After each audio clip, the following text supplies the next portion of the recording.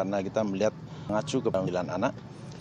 Untuk proses selanjutnya dasar daripada umur yang bersangkutan sesuai dengan pasal 32 ayat 2 bahwa yang bisa ditahan adalah umur 14 tahun.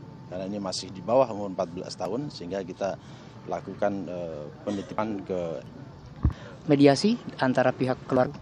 Undang-Undang nomor 11 tahun 2012 tentang sistem peradilan anak.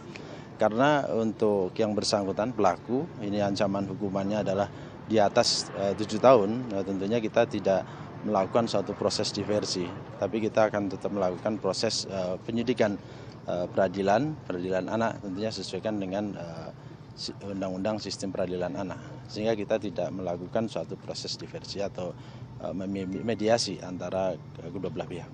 Baik, terima kasih Pak Dedi, Pak Najib. Ya, demikian untuk sementara dari kawasan TPU Pandu, Bandung, kembali ke studio Iqbal. Idam Samana melaporkan langsung dari Bandung, Jawa Barat. Terima kasih. Dan pemirsa, kami akan kembali sesaat lagi dengan pembahasan mengenai fenomena kekerasan di anak di bawah umur yang semakin marak terjadi. Tetap di 8-11. Bahwa ini fenomena global sudah mulai menular ke Indonesia itu meskipun tidak kita harapkan, tapi buktinya sudah mulai terjadi. Kemudian kalau kita melihat dari modusnya, itu menggunakan palu. Ini bisa dibilang semakin nekat. Apa pemicunya, Mas?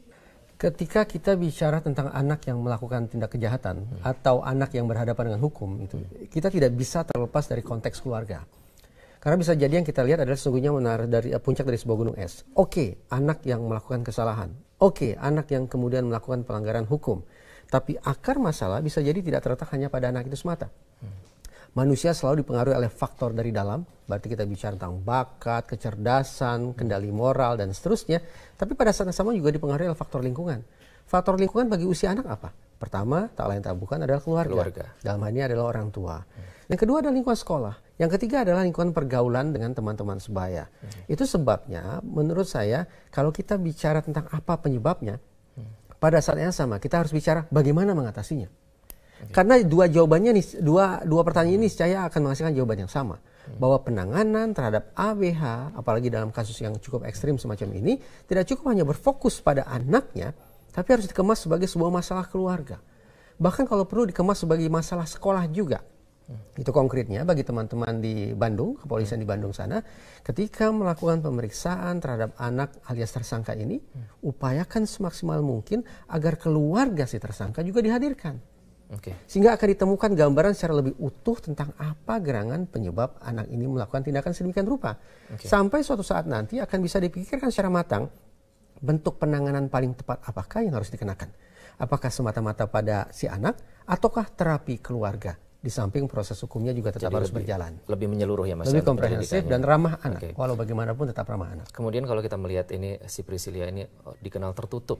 Seberapa pentingkah bagi pihak keluarga itu untuk lebih menjalin komunikasi dengan anaknya? Ada ungkapan klasik bahwa demokrasi bermula di meja makan.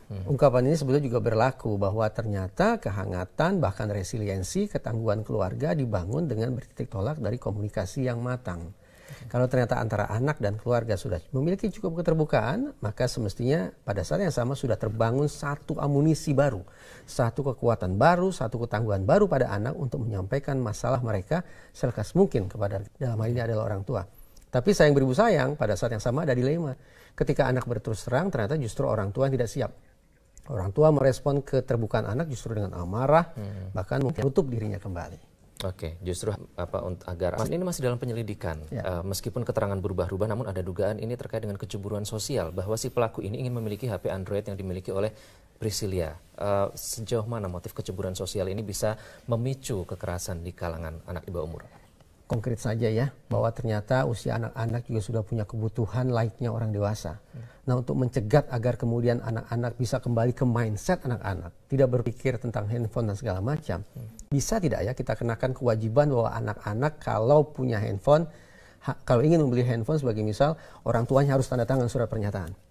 Bahwa anak ini dibelikan handphone, kemudian orang tua harus melakukan kendali, kontrol terhadap anak-anak. Atau yang kemungkinan lain, bahwa kemudian dikenakan harga yang tinggi. Sehingga anak-anak juga tidak mudah untuk membeli pulsa. Kan sekarang 10.000, 5.000 anak-anak sudah bisa beli pulsa. Tapi kalau ternyata batas minimal 100.000, Berarti kan kemampuan anak-anak untuk menggunakan handphone, untuk membeli handphone, dan seterusnya juga akan bisa lebih terkendali. Tapi bagaimana jika kemudian anak itu bersifat rebel atau pemberontak, apa yang harus dilakukan orang tua? Apa boleh buat kalau ternyata orang tua ternyata angkat tangan, tidak bisa mengatasi masalah anak secara mandiri, ya harus libatkan pihak di luar rumah.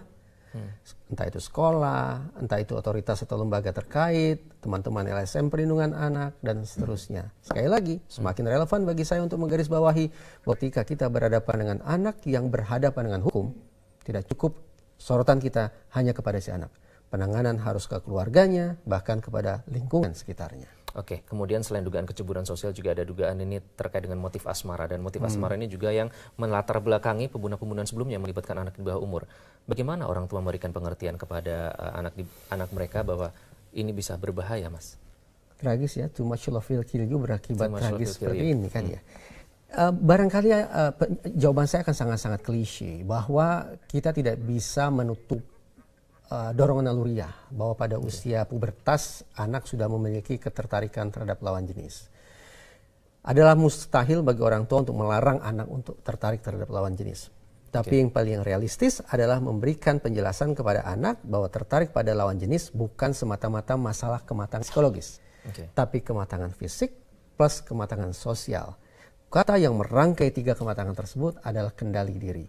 Nah, bagaimana pendampingan orang tua terhadap anak bisa mematangkan kendali diri anak sehingga kematangan psikis, kematangan fisik plus kematangan sosial juga akan tumbuh secara simultan, termasuk ketika anak memasuki usia pubertas dan tertarik terhadap lawan jenisnya. Kendali diri itu kuncinya dan pengawasan dari orang tua. Terima kasih Mas Reza sudah bergabung di studio 811 kali ini. Sayang sekali waktu kita singkat. Dan pemirsa, itulah perbincangan kami terkait dengan fenomena meningkatnya kekerasan kepada anak di bawah umur. Dan sesaat lagi Metro Siang akan kembali untuk Anda. Saya Iqbal Himawan bersama 11 pamit. Sampai jumpa.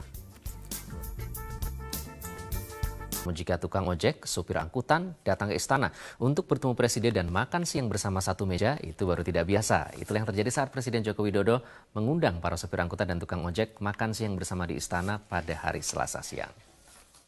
Ya memang hidup itu bersaing, berkompetisi. Masa ada ojek pangkalan keluar gojek. Jangan berantem loh, saya titik. Ini sama-sama kan untuk anak istri. Saya nggak boleh kerja, ya anak istrinya diberi makan apa? Kita tuh ya ini kan memang ya hidup tuh dimanapun persaingan, dimanapun di negara manapun, di kota manapun persaingan. Itulah pesan Jokowi di hadapan tukang ojek, sopir angkutan dan sopir taksi saat Presiden Joko Widodo mengundang makan siang bersama di istana. Suasana santai namun tetap formal terasa saat pertemuan tersebut. Presiden Joko Widodo pun memberi kesempatan untuk berdialog dan mencurahkan semua permasalahan yang dihadapi para sopir angkutan umum. Alhamdulillah Pak Presiden mau ngundang kita sopir-sopir orang kecil ini. Dan nanti kan akan ada tanya jawab dengan Presiden memberikan masukan. Harapan dari masukan itu sendiri apa?